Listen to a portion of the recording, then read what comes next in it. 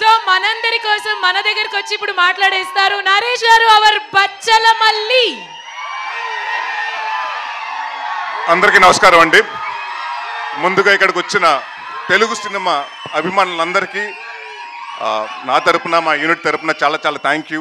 ఈ ఈవెంట్ ఇంత లైవ్గా చేస్తున్నందుకు, ఇంత కలర్ఫుల్గా, ఇంత గోళతోటి.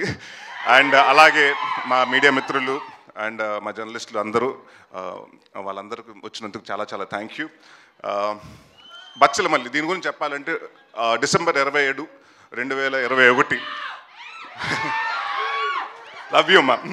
సో ఆ రోజు నాకు వచ్చి చెప్పడం జరిగింది. దాని తర్వాత అప్పటి నుంచి ఇప్పటి వరకు దాదాపు 3 సంవత్సరాలు పట్టిందండి. ఆ 3 సంవత్సరాలు ఈ సినిమా గురించి చెప్పాలంటే ముఖ్యమైన వ్యక్తి సుబ్బు గారి గురించి చెప్పాలి. ఈ 3 years ఆయన దేని గురించి ఆలోచించలేదు, దీని గురించి తప్ప. సో అది నాకు బాగా నచ్చిందండి. చాలామంది చెప్తారు సినిమా కథ చెప్పినప్పుడు చాలా బాగా చెప్తారు, బట్ తీసినప్పుడు కూడా అలాగే తీయాలి. ఆయన ఎంత బాగా చెప్పారు, అంతకు మించి బాగా తీశారు. అండ్ అది నేను చాలా కాన్ఫిడెంట్గా ఎందుకు సినిమా చూశాను కాబట్టి నేను చెప్పగలుగుతున్నాను. అండ్ మేము చాలా డిస్కషన్ చేసాము. అంటే నా సినిమాల్లో అంటే మనకి తెలుస్తాయి కదా ముందు సినిమాల్లో ఏం తేడా వస్తున్నాయి, మనం ఎక్కడెక్కడ మార్చుకోవాలని మనం కూడా కూర్చొని అనలైజ్ చేసుకున్నప్పుడు చాలామంది నాకు చెప్పిన కంప్లైంట్, మీ సినిమాలో సాంగ్స్ సరిగ్గా ఉండలేదండి, సాంగ్స్ సరిగ్గా ఉండలేదని చెప్పారు. సో మీ ఇద్దరు ఫస్ట్ కూర్చుని అదే ఏమంటే చాలా రోజుల తర్వాత మనం వస్తున్నాం, ఒక సాంగ్స్ బాగుండాలండి, ముందు సాంగ్స్ ఇంపాక్ట్ చేయాలి. This is been the complaint I been hearing. అంటే ఆయన విశాల్ గారు దాదాపు 6 నెలల ముందు నుంచే, సినిమా స్టార్ట్ అవ్వకుండా 6 నెలల ముందు నుంచే కూర్చుని అన్ని సాంగ్స్ కంప్లీట్ చేశారు. సో ఆయనకి అలాగే విశాల్ చంద్రశేఖర్ గారికి చాలా చాలా థ్యాంక్ యూ. చాలా కష్టపడి చాలా ఇష్టపడి చేశారు సినిమా. అండ్ అందరూ అండి, ఇట్స్ నాట్ వన్ పర్సన్. అంటే జనరల్గా ఏమంటారంటే సినిమా బాగుందంటే వాళ్ళ లక్కో లేకపోతే ఇంకోటో అని కాదండి. ఇక్కడ అందరూ టీమ్ ఎఫర్ట్.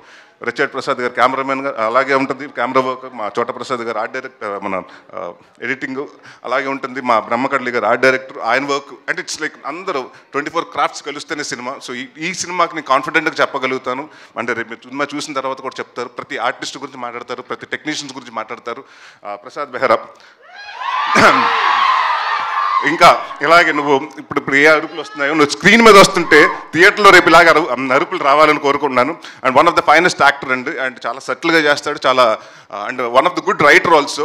అండ్ నేను కూడా నిన్ను ఒక నెక్స్ట్ వెన్నెల కిషోర్ లాగో, లేకపోతే ఒక సత్య లాగో, వైవహర్ష లాగో ఒక పెద్ద స్థాయిలో చూడాలి. అండ్ డెఫినెట్గా ఐ నో 1-2 yearsలో నువ్వు డెఫినెట్గా మాకు కూడా డేట్లు ఇవ్వు, ఆ స్థాయికి బిజీ అవ్వాలని కోరుకుంటున్నాను. అండ్ మా మధు గారు ప్రతి చోట అంటే దేవుడు వరం ఇచ్చిన పూజ వరం లేనట్టు ఈయన డైరెక్టర్ ఓకే అన్నా కూడా ఈయన వెనకాల నుంచి మానిటర్ వెనకాల నుంచి ఇలాగ అంటుంటాడు. థర్డ్ ఎంపైర్ డిసిషన్ లాగా మేము ఆయన కోసం చూస్తూ ఉండాలి ఏం జరుగుతుందని. సో ప్రతిదీ అంటే ఆయనకి అంత పర్ఫెక్ట్గా ఉండకపోతే ఆయన ఒప్పుకోడు. సో ఎప్పుడు అదే చెప్పారు కదండి, అంటే పెగ్గు కాడి నుంచి అన్నింటిలో ఆయన చాలా దగ్గరగా పాత్ర చాలా పోషించారు. సో థ్యాంక్ యూ అండి. అండ్ ఎవరన్నా మర్చిపోతే మా హరితేజ గారు అండ్ ప్రవీణ్ గారు. అంటే మీరు ఇప్పటివరకు హరితేజ గారిని చాలా బబ్లీగా లేకపోతే ఎలా చూస్తుంటారు, ఇన్నోసెంట్గా. బట్ ఈ సినిమాలో డెఫినెట్గా అంటే హరితేజ గారు ఏంటి ఇంత ఏడిపిస్తగలుగుతారా, ఆవిడ ఏడుస్తే అంటే ఎంత పర్ఫార్మెన్స్ చేయగలుగుతా అంటే నేను, ఎందుకంటే ఎప్పుడు మనం ఆవిడని సెటైర్లు కానివ్వండి, కామెడీ వేలో చూసాం ఆవిడ చేసిన సినిమాలు కానివ్వండి. సో ఈ సినిమాలో ప్రతి యాక్ట్ చేసిన అమృత గారు కానీ నుంచి ప్రతి ఒక్కరు, ప్రతి ఆర్టిస్ట్కి అందరికీ చాలా మంచి పేరు వస్తుందని. అండ్ డెఫినెట్గా ఇది నా కెరియర్లో కొన్ని సినిమాలు ఉంటాయి, గమ్యం లాగా, అలాంటి నాంది లాగా. సో నేను నాంది చేసినప్పుడు ఎంత హ్యాపీగా ఉన్నానో ఈ సినిమాకి అవుట్పుట్ చేసినప్పుడు అంతే హ్యాపీగా ఉన్నాను. అండ్ ఇంకొక విషయం చాలామంది క్లారిఫికేషన్ చెప్పాలండి. చాలామంది ఏంటంటే నేను ఓన్లీ సినిమా నరేష్ అన్నవాడు సీరియస్ సినిమాలే చేస్తున్నాడు, కామెడీ సినిమాలు చేయట్లేదని అనుకుంటున్నారు. నేను మీ అందరికీ మాటిస్తున్నాను, అది అపో తీసేయండి మైండ్లోంచి. నేను కంటెంట్ ఉన్న సినిమా చేస్తాను, కామెడీ సినిమాలే చేస్తాను. ఈ 2 సినిమాలు తప్ప వేరే సినిమాలు చేయను. So thank you so much. December 20వ తారీఖుని మీ ముందుకు వస్తుంది. సో ఇదే ఆదరణ ఆ రోజు థియేటర్లో కూడా ఉంటుందని. Thank you very much.